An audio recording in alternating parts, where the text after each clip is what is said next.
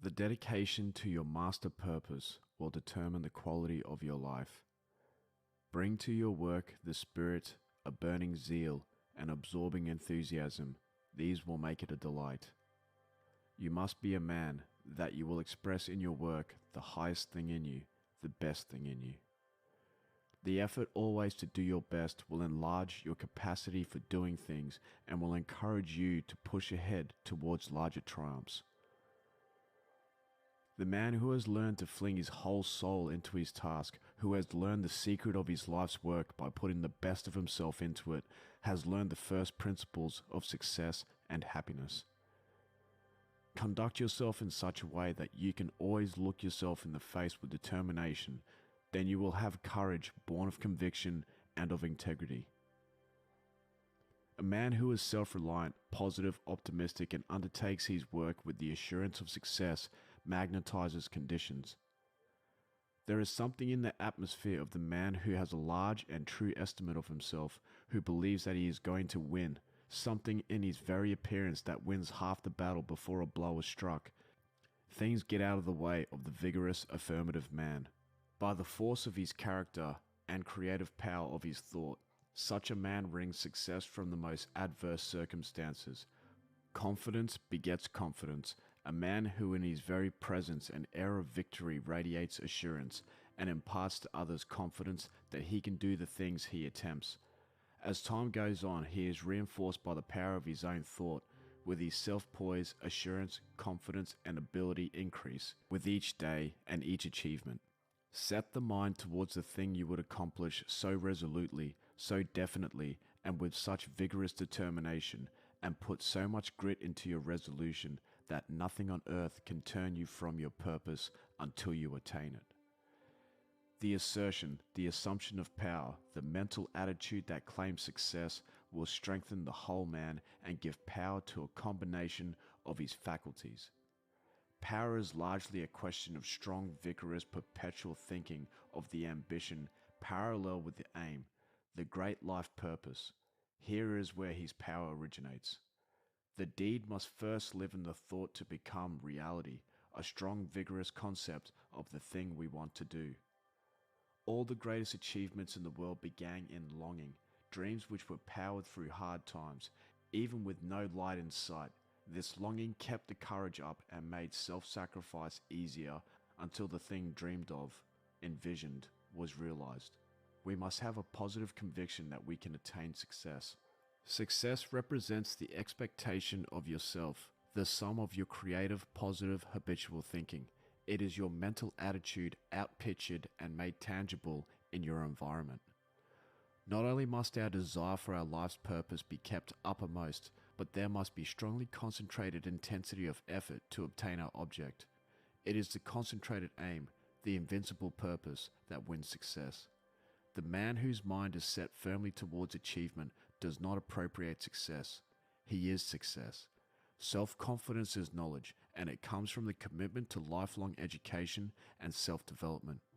There is a force in words. Think deeply and focus the mind.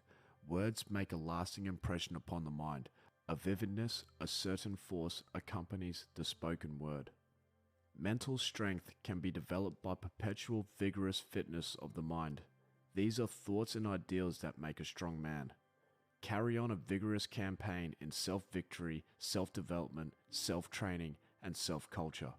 Assert your manhood, your individuality. Increase your courage, your confidence, and your ability. Be sincere, strong, and persistent in your endeavor. The art of arts is learning how to clear the mind. It requires skillful thinking, the forming of the right thought habits. A man assumes importance and becomes a power in the world just as soon as it is found that he stands for something. We instinctively believe in character. We admire people who stand for something, who are centered in truth and honesty. We admire them for their strength, the honesty of their opinions, the inflexibility of their principles. It is the ideal that determines the direction of the life.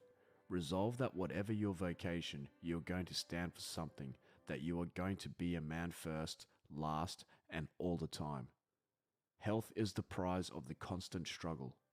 Nothing else is so important to a man as the study and knowledge of himself. Habit, if wisely and skillfully formed, becomes truly a second nature. We sow an act, we reap a habit, we sow a habit, we reap a character. Correct habits depend largely on self-discipline and often on self-denial. Even thought is but a habit. Remember that habit is an arrangement, a principle of human nature, which we must use to increase the efficiency of our work in life. Every trifling thing is of great consequence because it is just in these little things that I am forming my business habits. By obeying the law of habit until repetition has formed a second nature, we are able to pass the technique of life almost wholly over to the nerve centers, leaving our minds free to think.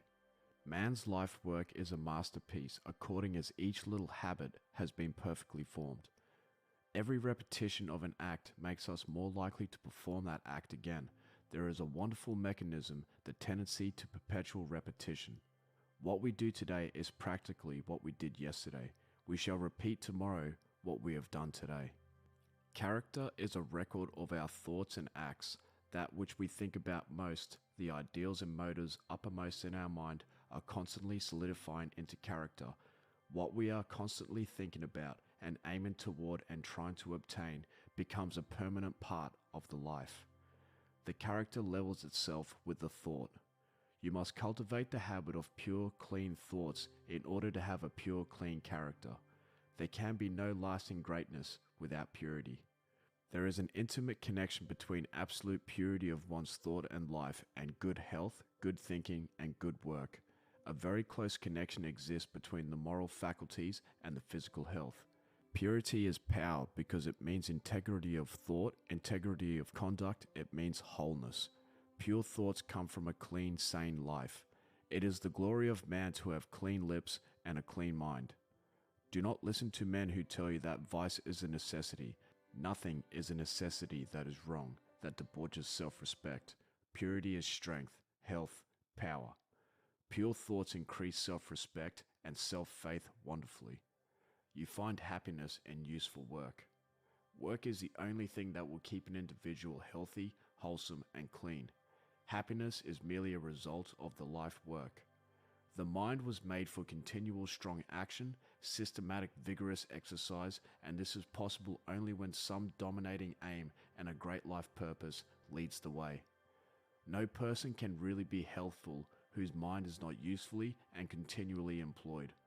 Nature only gives us use of faculties we employ. When we cease to use a faculty or function, it is gradually taken away.